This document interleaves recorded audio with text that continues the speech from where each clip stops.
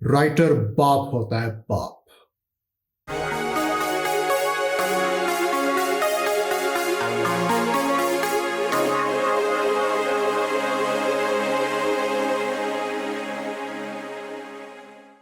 Hey everyone, the Dark Knight is here.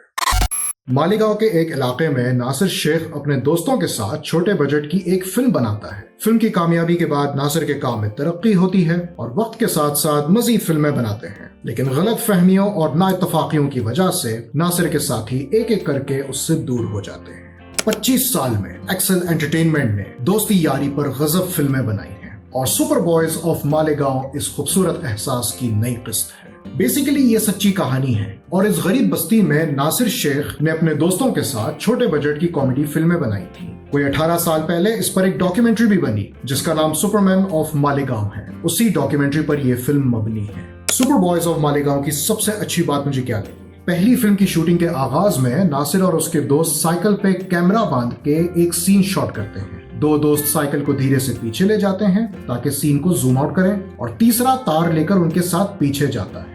That's what I'm talking.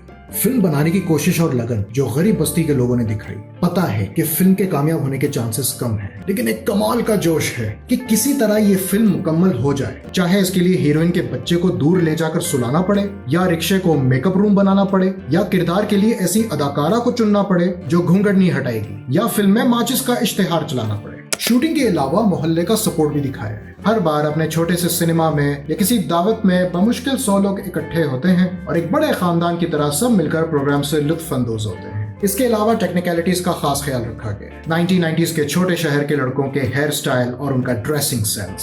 सब actors ने जो dialect बोला है, मुझे नहीं पता कि मालीगांव में लोग इस तरह बात करते हैं, लेकिन ये फिल्मों की खूबी है कि देखने वालों के इल्म में इजाफा होने का सबसे तेज तरीन जरिया होता है। मैंने मालीगांव नहीं सुना कभी, जबकि महाराष्ट्र में है, लेकिन नासिर शेख की मेहरबानी अपने शहर के लिए फिल्में बनाई और उससे इंस्पायर होकर डॉक्यूमेंट्री बनी और डॉक्यूमेंट्री से इंस्पायर होकर एक्सेल वालों ने ये फिल्म बनाकर मेरा तजस्सुस बढ़ा दिया, क्योंकि पेशकश अच्छी है और कैमरा टेक्निक बहुत उम्दा है। जब मैं मालेगांव के बारे में गूगल करता हूँ तो पता चलता है कि वहाँ 78% आबादी मुसलमानों की है और मैं अब तक समझ रहा था कि इंडिया में 75% से ज्यादा मुसलमान सिर्फ लक्षद्वीप के जजायर और श्रीनगर के शहर में हैं। इसके अलावा प्याज और अनार की काश्त और बरामद में अच्छे हैं और वहाँ टेक्सटाइल इंडस्ट्री में आज भी पुराने पावर लूम्स इस्तेमाल होते हैं। और ये फिल्में भी दिखाया कि नासिर का दोस्त शफीक वहाँ काम करता है। हमारे यहाँ पुराने पावर लूम्स फैसलाबाद में इस्तेमाल हो रहे थे और पिछले 2 सालों में काफी शट डाउन कर दिए। अब नई मशीन्स का तारुफ। मैं कौन सी बस पकड़ ली मैंने, तो मैं बता रहा था कि क्वालिटी फिल्मों से ऑडियंस के इल्म में इजाफा होता है।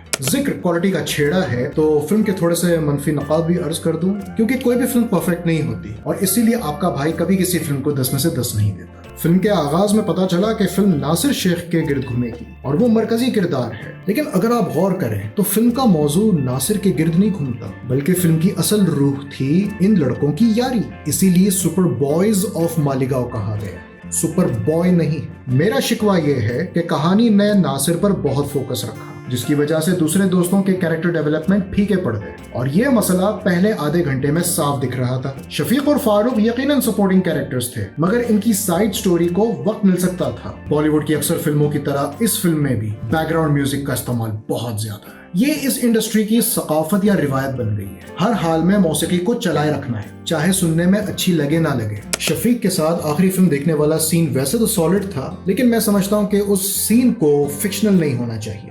फिल्म में जब शफीक अपनी आखिरी फिल्म देखने आता है तो उसके लिए दोस्त दरवाजा खोलता है और फुल हीरो एटीट्यूड के साथ चलकर हॉल में दाखिल होता है और स्टाइल भी मारता है। ये मंजर देखकर मैं भूल ही गया कि शफीक को तो कैंसर है। आपको पता है हकीकत में शफीक अपनी आखिरी फिल्म देखने कैसे आया? शफीक का ख्वाब था कि वो अपने आप को स्क्रीन पर हीरो के रूप में देखे। फिल्म प्रीमियर की रात गाड़ी से 2 लोग उसको उठाकर हॉल में ले गए और किसी फोल्डिंग चेयर पे लिटाया। रात 12 बजे प्रीमियर खत्म हुआ और शफीक की ख्वाहिश पूरी हुई और 2 घंटे बाद वो इस दुनिया से चला गया। A kind of poetic ending Bollywood always wants to show to its audience. इस शफीक को देखकर बिल्कुल नहीं लग रहा कि ये 2 घंटे में जाने वाला है। सुपर बॉयज ऑफ मालेगांव हर शोबे से एक बाकमाल फिल्म है। आदर्श गौरव, शशांक अरोड़ा और विनीत कुमार सिंह ने बहुत खूब अदाकारी की। अभी आधा साल पड़ा है, मगर ये यकीनन इस साल की बेहतरीन फिल्मों में से एक है। I have been a huge fan of Varun Grover's writing over the years. और एक दफा फिर आपकी निगारिश ने मुझे मुतासिर किया और इसके एक जुमले ने तो मेरा दिल जीत लिया। इसलिए फिल्म के इस मुकदमे का इख्तिताम इस डायलॉग के साथ करूंगा। राइटर बाप होता है, बाप।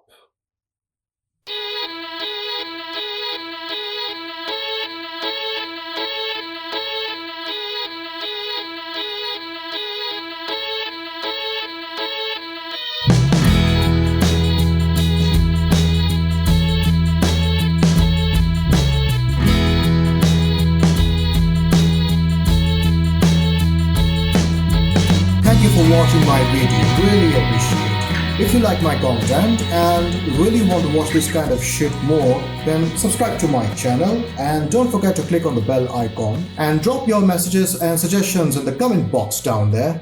Take care and always look on the bright side of life.